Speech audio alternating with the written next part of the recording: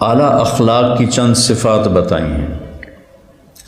وَقَضَىٰ رَبُّكَ أَلَّا تَعْبُدُوا إِلَّا إِيَّاهُ، تیرے رب نے یہ فیصلہ کیا ہے کہ شرک نہیں کرنا، صرف اسی کی بندگی ہے، اسی کو پکارنا ہے، اسی سے مدد مانگنی ہے۔ وَإِذَا سَأَلْتَ فَاسْأَلِ اللَّهِ، صرف اللہ سے مانگو۔ وَإِذَا اسْتَعَنْتَ فَاسْتَعِنْ بِاللَّهِ، صرف اللہ سے مدد چاہو۔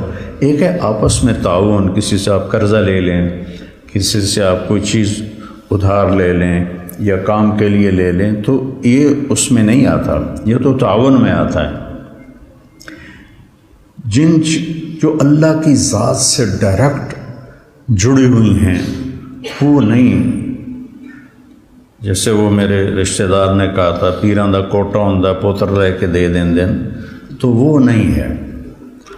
قضا ربک الا تعبدوا الا ایاہ، اللہ نے ایک جملے میں اپنا حق بتایا، آگے سارے انسانی حقوق آ رہے ہیں، سارے انسانی حقوق آ رہے ہیں۔ وہ کیا ہیں؟ سب سے پہلے بالوالدین احسان، اپنے بعد ماں باپ کو اللہ نے ذکر کیا، بالوالدین احسان۔ کسی رشتے کے لیے اللہ نے دعا کا نہیں کہا، اس رشتے کے لیے دعا کا کہا۔ اما یبلغن عندک الکبر احدہما او کلاہما، بوڑھے ہو جائیں ایک یا دو، فلا تقل لہما اف، اف ہماری زبان میں کو ماں کی بات پسند نہیں آئی، باپ کی بات پسند نہیں آئی تو اگ بجے کہتا اتنا کہنا بھی اللہ کے ہاں جرم ہے۔ ولا تنہرہما، اور بدتمیزی سے بولنا بھی نہیں ہے۔ وقل لہما قولا کریما، اور ان سے میٹھا بولنا ہے۔ اور واخفض لہما جناح الذل من الرحمہ، ان کے لیے اپنے پروں کو بچھا دو۔ وقل رب ارحمہما کما ربیانی صغیرا، یا اللہ جیسے انہوں نے بچپن میں مجھے پالا تو ان پر رحم فرما۔ ابو ہریرہ جب مدینے میں تھے اللہ نے رزق بھی دے دیا، فراوانی بھی دے دی، بلکہ ایک دفعہ تو مدینے کے گورنر بھی رہے۔ مروان کسی کام کے لیے گیا تو ان کو گورنر بنا کے گیا تھا، تو وہ جب صبح نکلتے تو اپنی ماں کے پاس آ کر کہتے السلام علیک یا اماں رحمک اللہ کما ربیتنی صغیرا، ماں جی اللہ آپ پہ رحم کرے، آپ نے مجھے بچپن میں پالا۔ تو وہ کہتی ہیں وعلیک السلام یا بنیا ورحمک اللہ کما بررتنی کبیرا، کہ میرے بیٹے تیرے اوپر بھی اللہ کی سلامتی ہو اور اللہ تجھ پر رحم کرے کہ تو نے بڑے ہو کر میری خدمت کی، مجھے ماں والا حق دیا۔ نعمان بن حارثہ اور عثمان بن عفان، ان دونوں کے بارے میں تھا کہ سب سے ماں کے زیادہ فرما بردار یہ دو بندے تھے، سارے ہی تھے، اس زمانے کا ماحول تھا، لیکن یہ سر فہرست تھے۔ نعمان بن حارثہ اپنی والدہ کے لیے سالن خود پکاتے تھے، بیوی سے نہیں کہتے تھے۔ ہم تو اپنے بیویوں کو لگا دیتے ہیں نا آرڈر پر، میری ماں دی روٹی بنا، میری ماں دا سالن بنا، میری ماں دے کپڑے دو، میری ماں دے کپڑے استری کر، میری ماں نو چاہ بنا دے۔ ہم اپنا بوجھ بیوی پہ ڈال دیتے ہیں جو اس کی ذمہ ہی نہیں ہے۔ سالن خود بناتے، آٹا خود گوندتے، روٹی خود پکاتے، اور تھالی میں رکھ کر ماں کے آگے رکھتے، اور ماں کو ہاتھ نہیں لگانے دیتے تھے، خود لقمے توڑ توڑ کے کھلاتے تھے، اور ماں کو تیل خود لگاتے تھے، کنگھی خود کرتے تھے، کپڑے خود دھوتے تھے۔ اگر ماں نے کوئی بات کہی اور سمجھ نہیں آئی تو دوہرا کے نہیں پوچھتے تھے ماں جی کیا کہا، مجھے سمجھ میں نہیں آیا، بلکہ باہر نکل کر بیوی کو اشارہ کرتے۔ جب باہر آتی تو کہتے میری اماں نے کیا کہا تھا مجھے سمجھ میں نہیں آیا۔ اتنا بھی ماں کو تکلیف نہیں دیتے تھے۔ آپ جنت میں گئے تو آپ نے قرآن کی تلاوت سنی، تو آپ نے پوچھا یہ کون تلاوت کر رہا ہے؟ کہ جی نعمان بن حارثہ۔ رمنا کذالکم البر کذالکم البر، یہ ماں کی خدمت ہے جس نے نعمان کی مدینے کی تلاوت کو جنت میں پہنچا دی۔ تو اللہ تعالیٰ نے فرمایا کہ ان کے لیے دعا کرو. کسی رشتے کے لیے دعا کا حکم نہیں دیا. ابراہیم علیہ السلام ربنا اغفر لی ولوالدی اپنے لیے دعا مانگی، اور ومن ذریتی اپنی اولاد کے لیے دعا مانگی، لیکن حکماً مانگو تو صرف والدین ہیں کہ ماں اور باپ کے لیے دعا کرو. وَاخْفِضْ لَهُمَا جَنَاحَ الذُّلِّ مِنَ الرَّحْمَةِ ان کے لیے اپنے ذلت کے پر بچھا دو. ہمارے پر ہیں یا بازو ہیں؟ بولو. تو پر کہاں سے آ گئے؟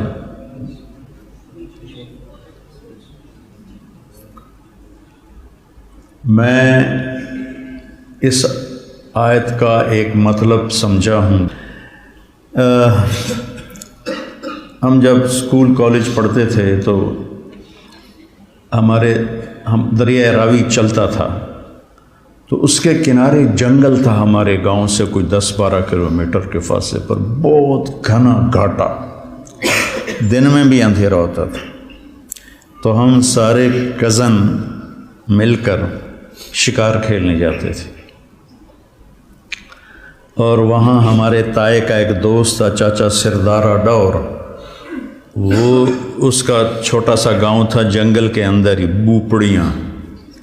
تو وہاں اس کے 2 کچے کوٹھے ہم قبضہ کر لیتے تھے. ایک میں ہم کزنز ہوتے تھے اور دوسرے میں ہمارے نوکر اور بندوقیں اور باقی سارا سامان. تو صبح ہم شکار کے لیے نکلتے تھے ناشتہ کر کے، اور شام کو 50 60 70 تیتر مار کے ہم شام کو واپس آ کر پھر ان کو بھون کے کھانا یا پکا کے کھانا، یہ مزہ لیتے تھے. تو جنگل میں چلتے چلتے کہیں کھلی جگہ آ جاتی تھی، اور جب بھوک لگتی تھی دوپہر کو تو جنگل میں ایک خود رو مٹر ہوتا. یہ مٹر نہیں آپ کھاتے سبزی، وہ چھوٹے دانے ہوتے تھے، مٹری اس کو کہتے تھے. تو ہم وہ اکھاڑ لیتے اور یہاں رکھ لیتے، اور اس کی وہ سے ایک ایک کر کے دانہ نکالتے. وہ اتنے میٹھے ہوتے تھے جیسے گنا ہوتا ہے، ایسے میٹھے ہوتے تھے. تو وہ ہم اس کے کور میں سے وہ نکال کے کھاتے رہتے تھے. یہ ہمارا دوپہر کا کھانا ہوتا تھا. پیاس لگی تو دریائے راوی کا پانی پی لیا، ساتھ ہی بہتا تھا دریائے راوی. کبھی اس پار چلے جاتے تھے، کبھی ادھر آ جاتے تھے. تو جنگل میں جگہ خالی آ جاتی تھی بالکل. تو چاچا سردارہ جو تھا رحمۃ اللہ علیہ، اس کو تیتری کی آواز نکالنا آتی تھی. ہر انسا جو ہے نا وہ اپنے ذکر کے لیے فتنہ ہی ہے. تو وہ اس کھلی جگہ میں نا جھاڑیوں کے شاخیں کاٹ کے نا ایک کونے میں چھپ کے بیٹھ جاتا. سامنے لگتا جیسے کوئی چھوٹا درخت، اس کے پیچھے چھپ کے تو وہ تیتری کی آواز نکالتا. یہ مجھے اب تک یاد ہے. تھوڑی دیر میں عاشق زار مجنوں دیوانے لیلا کے دیوانے نکلتے، گڑ گڑ گڑ گڑ گڑ گڑ گڑ گڑ گڑ گڑ ایسے نکلتے تھے. وہ چھپے ہوئے ہوتے تھے، ہم تو چھپے دیکھ نہیں سکتے تھے، وہ چھپے ہوئے نکلتے تھے ایسے. اور ہم ادھر کونے میں درختوں کے پیچھے چھپ کے بیٹھے ہوتے تھے. تو جب ایک جھنڈ نکلتا تھا تو ہم فائر کرتے تھے. تو وہ فائر ہوتا تھا SG کارتوس. LG میں چھرے ہوتے تھے چھوٹے چھوٹے، جیسے یہ چھروں والی بندوق ہوتی ہے، اور SG میں موٹے چھرے ہوتے تھے. وہ جب سور کا شکار کرنا ہوتا تھا تو اس سے فائر کرتے تھے، اور جب تیتر کا شکار کرنا ہوتا تھا تو LG سے فائر کرتے تھے. تو وہ کسی کو بری طرح لگتا اور وہ گر جاتا، کسی کو لگتا ہی نہیں تھا وہ اڑ جاتا، کسی کو ایسا لگتا کہ وہ مرا بھی نہیں اور اڑنے کے قابل بھی نہیں، تو اڑنے کے لیے زور لگا تھا. یہاں تک جا کر نا وہ پھر ایسے گرتا تھا اور یوں اس کے پار یوں پھیل جاتے تھے ایسے، اور ٹانگیں ادھر ہوتی تھیں اور سر ادھر ہوتا تھا. تو وہ کہتا تھا زبان حال سے، چل بھائی ہن کر لے زباں، ہن تیری باری ہے.